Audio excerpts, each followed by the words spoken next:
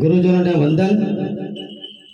ડાંગ જિલ્લાના મારા આદિવાસી ભાઈ બહેનોને ગામડે ગામડે જઈ ધર્મને રક્ષા કાજે અને એમની જે પણ સેવા થાય એ સેવાની સમગ્ર જિલ્લામાં ધૂળી ધકાવનાર મારા પૂજ્ય હેતલ દીદી, મારા પૂજ્ય યશોદા દીદી, એમને પણ વંદન કરું છું।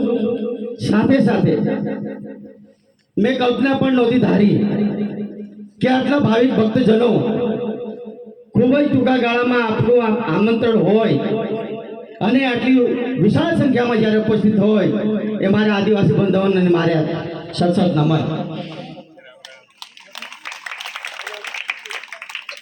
દીદીએ મને ખૂબ મોટી ઉપાધિ આપી દીધી, ગામનો રાજા।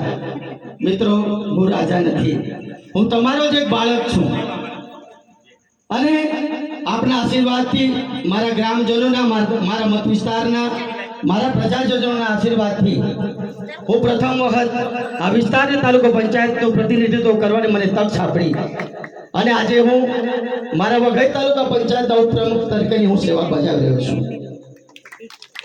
હું મારા જાતને આપણી વચમાં આપણા ગુજરાત સરકારના નાયબ દંડક માનનીય વિજયભાઈ પટેલ સાહેબ પણ ઉપસ્થિત રહ્યા, ત્યારે આપણે જોરદાર તાળીઓથી સ્વાગત કરીએ। જય જય શ્રી રામ, जय जय श्री राम। भारत माता की भारत माता की। आपनु बोलवानु चालू रहे। आओ विजय भाई, स्थान ग्रहण करो।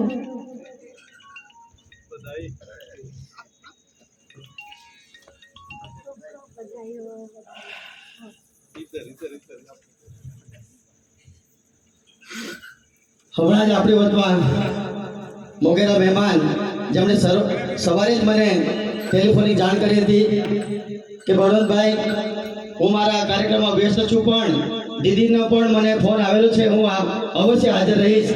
આદરણીય વિજયભાઈ પટેલ સાહેબનું આપણે જોરદાર તાળીઓથી સ્વાગત કરીએ। હું મારી વાતને આગળ લઉં છું।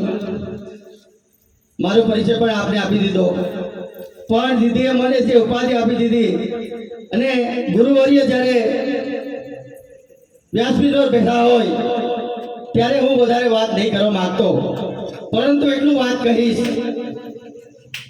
કે જ્યાં સુધી આ સનાતન ધર્મ છે ત્યાં સુધી આપણા હિન્દુસ્તાનની આપણી અસ્મિતા જળવાની છે અને એના ભગીરથ કાર્ય માટે જે સાધુ સંતો આપણા માટે એક દેવલોક થઈને જ્યારે કામ કરતા હોય અને એમનું જ્યારે આપણને આમંત્રણ હોય ત્યારે એ આમંત્રણ આપણે સહ સ્વીકારીને આપણી જે કંઈ ભૂમિકા હોય એ આપણે ભજવવાની થાય છે। એના ભાગરૂપે હું આપણી વચમાં ઉપસ્થિત છું। વધારે હું નથી કહેવા માંગતો, પણ આપ સૌ ખૂબ મોટી સંખ્યામાં અહીંયા ઉપસ્થિત રહ્યા છો, ત્યારે આ સંસ્થાને અમે જેટલું સહકાર્ય પણ થાય, જેટલો અમે સમય આપી શકીએ છીએ તેટલો અમે આપીએ છીએ। દીદીનો જ્યારે જ્યારે પણ ફોન હોય એમની વચમાં અમે ઉપસ્થિત રહીએ છીએ, દીદીના વિચારો સાંભળીએ છીએ, પણ દીદીએ જે ભગીરથ કાર્ય જે કર્યું છે ડાંગ જિલ્લામાં એ વિસરાય તેમ નથી અને આવનારા દિવસોમાં એ વસ્તુની સાબિતી થાય છે કે આપણા દૂર દૂરના ગામડેથી આટલા જ્યારે ભાવિ ભક્તો આવતા હોય અને સુરત ખૂબ જ સુંદર આવો પ્રોગ્રામ જ્યારે થતો હોય ત્યારે મારા ગામ વતી હું ખૂબ ગર્વની લાગણી અનુભવું છું। મારી પાછળ પણ ઘણા વક્તાઓ છે, હું વધારે વાત નથી કરવા માંગતો। આપ અહીં આવ્યા, મારા ગામના આંગણે અમારી શોભા વધારી તે બદલ આપ સૌનો આભાર માનું છું। જય હિન્દ, જય જય ગરુ ગુજરાત। ખૂબ ખૂબ આભાર બળવંતભાઈ, કારણ કે ઉપાધિ આપવા પાછળ બી કંઈક કારણ હોય। જ્યારે જ્યારે કંઈ પણ સંકટ આવે, કંઈ પણ હોય તો અમારા બળવંતભાઈ દોડીને આવતા હોય। હું વિજયભાઈને ફોન કરું અને વિજયભાઈ એમ કહે કે બળવંતભાઈ જરાક જોઈ લેજો, તો એનો 10 કામ મૂકીને બી અહીંયા આવતા હોય ત્યારે આ ઉપાધિ મળે અમને। આટલું દાયિત્વ કહેવા માટે, એટલે એક સંત કહી જાય એટલે આમના નથી કહેતા।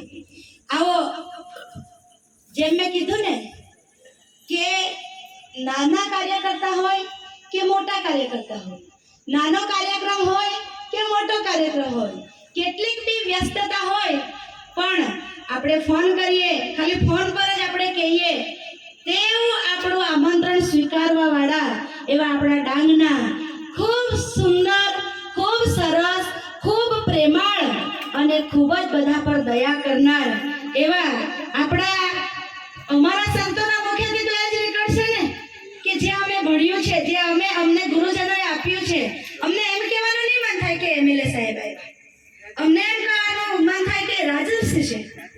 અને રાજર્ષિ જ્યારે આવે તો આપણને આમ આનંદ થાય.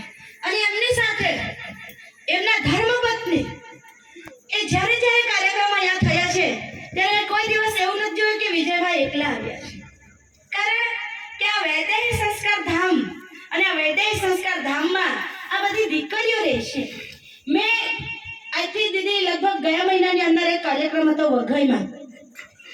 મંદિર જૂનું હતું, જીર્ણોદ્ધારનો કાર્યક્રમ હતો અને એ મંદિરનું જ્યારે આપણે પંડિતો દ્વારા એમાં પાછી જે જીર્ણોદ્ધાર કરાવ્યો એમાં શ્રીમતી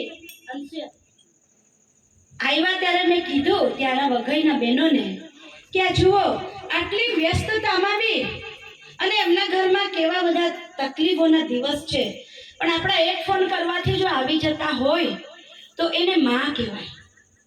અને એ માં એટલે અમે જોઈ રહ્યા છીએ આજે કે જેને આ પ્રજા, અમે કોઈ પાર્ટીના માણસો નથી, એક સાધુ છીએ ત્યારે હું કહી શકું કે આ પ્રજા જેને ચૂંટીને લાવી છે ને એ ગલત માણસ નથી. વિચાર કરજો. જે મેં બળવંતભાઈના મેં કીધું કે જે રાજા પોતાની પ્રજાને પુત્ર વત પ્રેમ કરે, જ્યાં હિત હોય ત્યાં દોડી જાય એવા અમારા રાજર્ષિ અને એમની સાથે આવ્યા છે એવા અમારા બેન બધાના માં, એમનું બંનેનું સ્વાગત કરવા માટે અમારા પૂજ્ય દીદી અને આશ્રમની બધી બાળાઓ આગળ આવે અને એમનું બંનેનું સહજોડે સ્વાગત કરે. આવો ચાલો દીકરીઓ ઊભી થઈ જાઓ.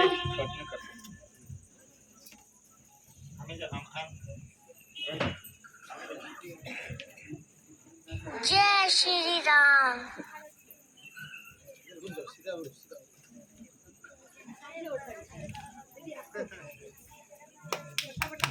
भारत माता की, भारत माता की जय जय श्री राम, जय जय श्री राम।